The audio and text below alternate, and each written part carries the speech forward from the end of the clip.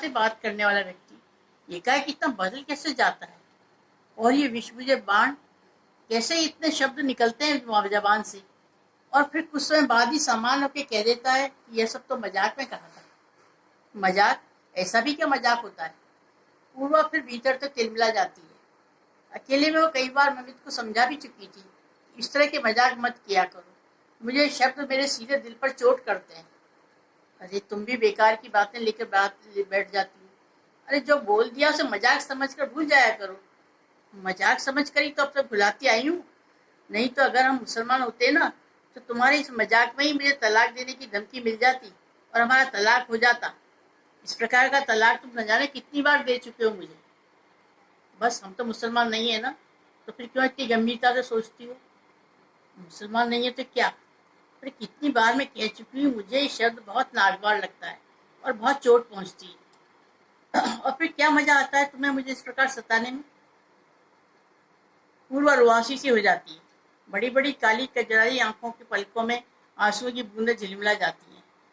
अच्छा छोड़ो, अब माफ कर दो, अब मैं मजाक में भी नहीं कहूँगा। बस।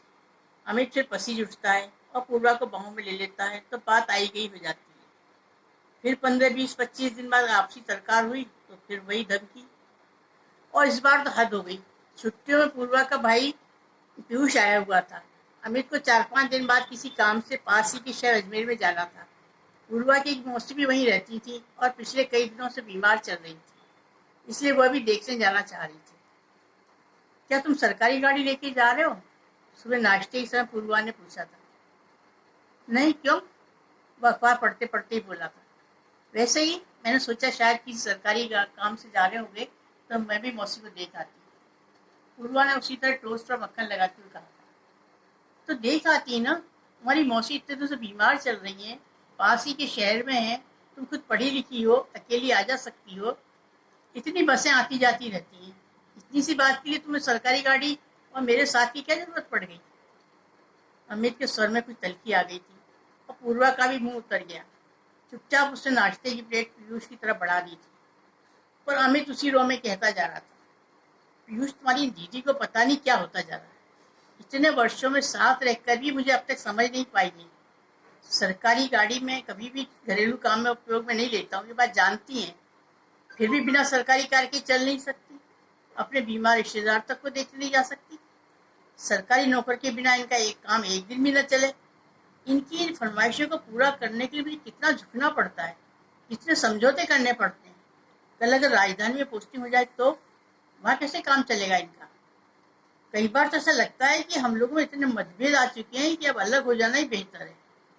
सब छोड़ छाड़े कहीं भाग जाने का मन होता है मेरा।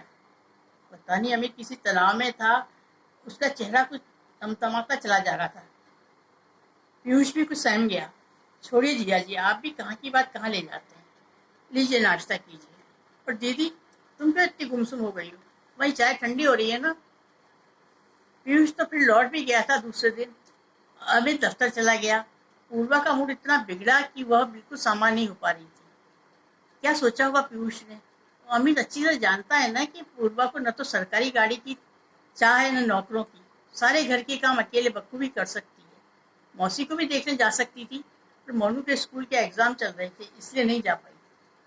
और अब इस समय तो यूं ही पूछ लिया था कि क्या सरकारी गाड़ी में जा रहा है। उसने ही कहा था कि कोई काम है इसलिए बस। इतनी सी बात पे इतना बखेड़ा। अकेले में सचमुच उसकी रुलाई फूट पड़ी थी। हद होती है बर्दाश्त की भी। अब उसकी सहन शक्ति जवाब देती जा रही थी। शाम को फिर ऑफिस में देर से आया था अमित, पर एकदम सामान्य था। पूर्वा, शशांक भी आ रहा है खाने पर। रत्ना भाभी आज के यहाँ नहीं है ना, इसलिए। आते ही उसने कहा था, शशांक शहर का नामी वकील है और अमित के बचपन का दोस्त है। ठीक है, ये भी अच्छा हुआ। अच्छा क्यों? अमित समझा नहीं था। अच्छा इसलिए कि आज ही उनके सामने सारी बातें साफ हो जाएंगी। कौन सी बातें? यही कि तुम मुझे तलाक दे रहे हो। शशांक से अच्छा वकील कहाँ मिलेगा? मैं आते ही उसे कह दूंगी कि आप अपने दोस्त से मुझे छुटकारा दिला दें। इनका जीवन मैंने दुखमय बना रखा है, अब कम से कम बाकी जीवन तो सुखमय हो जाए। पूर्वा इतने शांतिपूर्ण ढंग से सब कही जा रही थी कि अमित हैरान रह गया। क्या हो गया है तुम्हें? कैसी बहकी बहकी बातें करे जा रही हो? तबीयत तो ठीक है तुम्हारी? क्यों, तबीयत को क्या हुआ? तुमने तो सुबह पीयूष के सामने कहा था और मैं भी वही कह रही हूँ। पूर्वा प्लीज। नहीं अमित, ये सब मजाक नहीं था। तुम कहीं गहराई से मुझसे नफरत करते हो। आज मैं तुम्हारे सामने ही अपनी हार स्वीकार करती हूँ। इतने वर्षों के बाद भी, इतने समर्पण के बाद भी मैं तुम्हें खुश नहीं रख पाई। इतनी शिकायतें तो मुझसे, पर आज मैं पूरी सच्चाई के साथ कह रही हूँ, तुम स्वतंत्र हो अपना जीवन जीने के लिए, जैसे चाहो रहो। और तुम कहाँ जाओगी? मायके? न चाहते हुए अमित का स्वर लड़खड़ा गया था। मेरी चिंता मत करो। तुम मुझे अपना नहीं पाए तो मायके में कहाँ क्या मुंह लेकर जाऊंगी, पर मैं अपना जीवन जी लूंगी। पूर्वा, तुम्हारी तबीयत ठीक नहीं है। मैं शशांक को खाने के लिए मना कर देता हूँ और डॉक्टर को फोन करता हूँ। नहीं नहीं, खाना तो बस तैयार ही है, मना क्यों कर रहे हो? तभी नौकर ने आकर सूचना दी थी शशांक बाबू आ गए। पूर्वा प्लीज। अमित कुछ और कह पाता ही पूर्वा अंदर जाकर खाने की तैयारी करने लगी। पर जैसी अमित को आशंका थी वैसा कुछ नहीं हुआ। पूर्वा कुछ अधिक चुप जरूर थी, पर अपनी बातों में शशांक भी शायद से लक्ष्य नहीं कर पाया था। जाते समय जरूर कहा था कि वह इसी समय अजमेर जा रहा है अपनी गाड़ी लेके। अजमेर तो मुझे भी जाना था मौसी को देखने, पूर्वा के मुंह से निकल गया। तो चलिए ना भाभी, मैं भी बोर नहीं होऊंगा, शशांक ने मजाक किया था। हाँ चलती हूँ, बस एक छोटा सा बैग रख लेती हूँ, कल लौट आऊंगी। पूर्वा ने अमित की तरफ देखा। तुम अभी इस समय? अमित कुछ अचकचा गया था। तो क्या हुआ, मेरे साथ जा रही है भाभी, अब जल्दी कीजिए। अमित, अगर मैं रुक गया तो भाभी को बस से भेज दूंगा।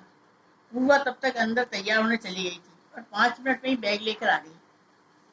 अमित को अकेले में बात करने का भी मौका नहीं मिल पाया था।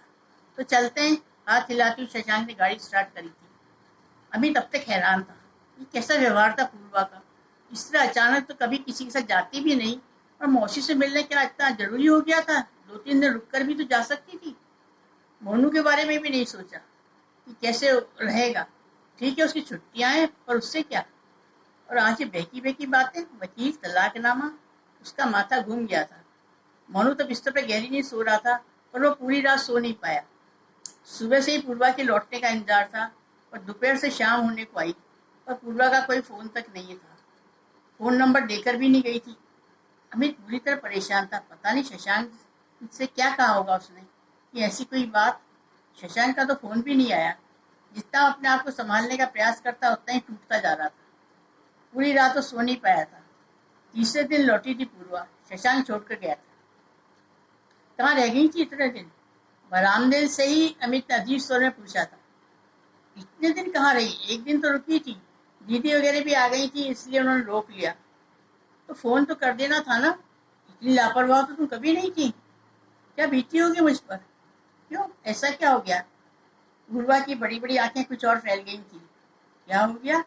कैसी बातें कर रही थी तुम? जाते समय वकील से तलाक की कागज की, और फिर वकील के साथ ही गई। मैं तो डर गया था। ओह, पूर्वा हंस पड़ी थी। वह सब तो मजाक था। तुम नहीं करते हो इतने वर्षों से मजाक मेरे साथ। मैंने थोड़ी सी दिल लगी की तो इतने गंभीर हो गए। गंभीर क्यों हो गए? ऐसी बातें करती हो फिर पूछती हो गंभीर क्यों हो गए? पूरी 2 रातें मैं सो नहीं पाया, ब्लड प्रेशर बढ़ गया, कोई तबीयत खराब हो जाती तो। अच्छा, अब नहीं कहूंगी बस। पर तुम? हाँ बाबा, हाथ जोड़े पाँव पड़ता हूँ, अब कभी ऐसी बातें नहीं कहूंगा, मजाक में भी नहीं, सपने में भी नहीं। बस कहूँ तो तुम कान खींच लेना। और अमित के साथ पूर्वा भी हंस